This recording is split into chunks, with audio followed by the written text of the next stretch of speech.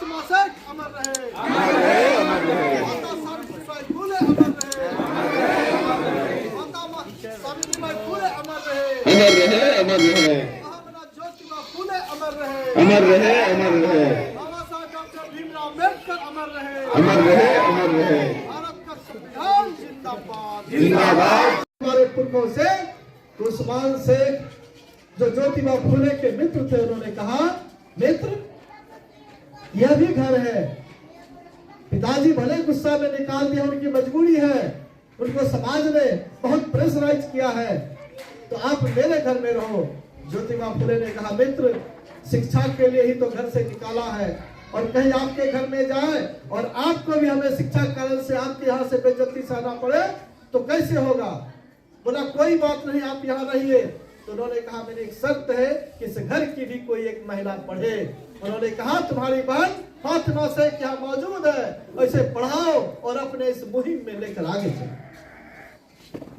आपको सीना चौड़ा करके इस मुल्क में बोलने की जरूरत है कि जब तुम जो आज ब्राह्मणवादी मनुवादी लोग सत्ता में बैठे हैं, आज भी महिलाओं को वो सम्मान नहीं करते हैं। आज भी हमारी पहलवान बेटी जब इस भाजपा आरएसएस के लोगों के सामने चुनौती रखता है कि इनका मंत्री हमारे साथ अन्याय कर रहा है, छेड़खानी बलात्कार कर रहा है, तो ये मोदी सरकार से बर्खास्त करने का काम नहीं करता है, बल्कि उस पहलवान बेटी पर लाठी डंडा चलाता है, और जब ओलंपिक में पहुंचती है तो उसको मेडल से निष्कासित कर दिया जाता है। ये साजिश सोचा जाता है। उस दौर में भी सावित्रीबाई फुले फातिमा शेख जब बच्चों को पढ़ाने स्कूल में जाती है तो उनके ऊपर गोबर फेंका जाता है।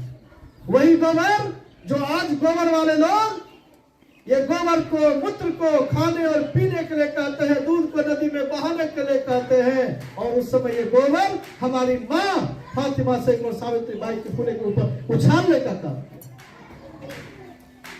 जिसने कभी मुल्क में कोई बेहतरी का काम नहीं किया, आज सर्टिफिकेट बांट रहा है किस देश का राष्ट्रवादी कौन। अगर हम राष्ट्रवादी का इतिहास पढ़ना चाहते हैं तो राष्ट्रवादी का इतिहास आपके सामने बड़े विशाल आसमान के तरह ऊंचाई पर खड़ी है हमारी माता फातिमा से, हमारे भाई हमारे बुजुर्ग उस्मान से, जिन्होंने उसमें बड़ा दिल दिखाया और शिक्षा के इस दीप को आगे बढ़ाने का काम। लेकिन दूसरी तरफ हमारे मुसलमानों के भी जो बड़े नेता है, जो मुसलमान समाज के जो मौलाना है, मैं उनको भी निवेदन करना चाहता हूं, जो इस्लाम का पैगाम पढ़ा रहे हैं, मैं उनसे भी निवेदन करना चाहता हूं कि इस भारत की मिट्टी में आपका जो शान है, आपका जो मान है, आपका जो सम्मान है, अगर वो आप जन जन तक नहीं पहुंचाएंगे, आज जो हमारी बेटी फातिमा होगी उन तक इस फातिमा को नहीं पहुंचाएंगे तो समाज एक दिन आपको भी कायर कहेगा और दुत्कारने का काम करेगा। ये बात समझने की जरूरत है।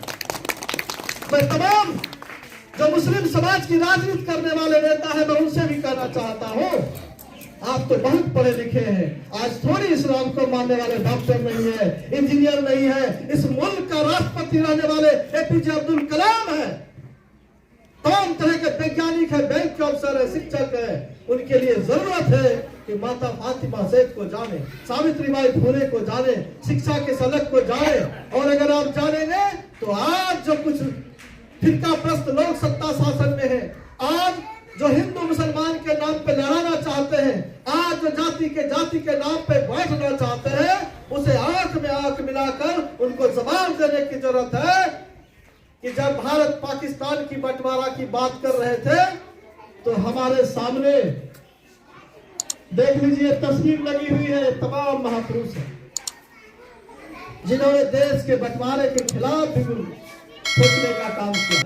बाबू अब्दुल कयूम अंसारी साहब है, जब भारत पाकिस्तान की बंटवारा की बात हो रही थी, बिहार के मुल्क में के रहने वाले कयूम साहब 30,000 लोगों को दिल्ली तक ले गए और वहां पर उन्होंने धरना प्रदर्शन किया कि मैं इस देश के बंटवारे के खिलाफ हूं। ये हमारे चारा सीने करने का वक्त है। जब भारत पाकिस्तान की लड़ाई युद्ध चल रहा था तो कैप्टन हामिद अंसारी टैंक के अंदर जाकर के उसे उड़ाने का काम किया, जिससे भारत हार। हामिद अंसारी टैंक के अंदर जाकर के उसे उड़ाने का काम किया, जिससे भारत हार सकती थी, जिसका सीना शर्म से झुक सकता था, सर झुक सकता था, उसे उठाने का काम अब्दुल हामिद अंसारी साहब ने किया, ये हमारे गौरव की। भारत के प्रथम शिक्षा मंत्री हमारे अबुल कलाम आजाद साहब है। ये सब हम लोगों को जानना चाहिए। तमाम ऐसे लोग हैं, हमें तो याद करना चाहिए। मेरे वतन के लोगों, जिस गीत को गाते हो वो गीत लिखने वाले कौन है? जिस शायरी पर तुम इतनी फख्र करते हो वो मिर्जा गालिब कौन है? ये जानने का दौर है। लोगों से आंख बात मिलाने की बात करते। ऐसे तमाम लोगों ने जब इन तमाम तरह की लड़ाइयों को लड़ने का काम किया और भारत जब आजादी के बहाने पर खड़ा हो गया और मुल्क जब आजाद हो गया, भारत संविधान बनाने के लिए आया और उस संविधान सभा में जब ड्राफ्टिंग कमेटी का चेयरमैन माननीय डॉक्टर भीमराव अम्बेडकर साहब को बनाया गया, तो उन्होंने भारत के तमाम इतिहासों को पढ़ते हुए, उनके विचारधाराओं को समझते हुए, हमारे इस मुल्क में जो उन्होंने संविधान दिया है उसमें लिखा है हम भारत के लोग। उन्होंने नहीं लिखा हम हिंदू के लोग, हम मुसलमान के लोग, हम सिख ईसाई के लोग। उन्होंने लिखा हम भारत के लोग। मतलब इस मुल्क में रहने वाले जितने लोगों ने कुर्बानियां दी है, जिन लोगों ने अपनी मेहनत मशक्कत से इस मुल्क को बनाने का काम किया है, उन तमाम लोगों का यह भारत है।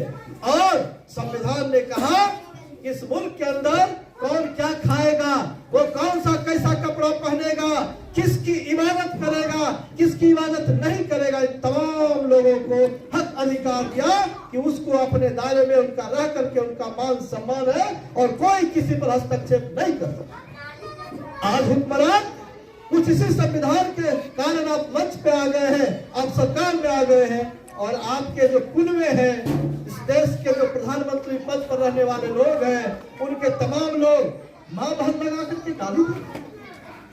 आज उनके विधायक सांसद सीधे सीधे तौर पर किसी कौम को लेकर गाली देने का काम कर रहा है। उनके सामने जवाब देना है, तुम शुरू से पहले से तुम्हारे पुरखे भी महिला विरोधी थे, तुम्हारे पुरखे पहले से भी अल्पसंख्यक दलित पिछड़ा विरोधी थे, आज भी तुम वही हो।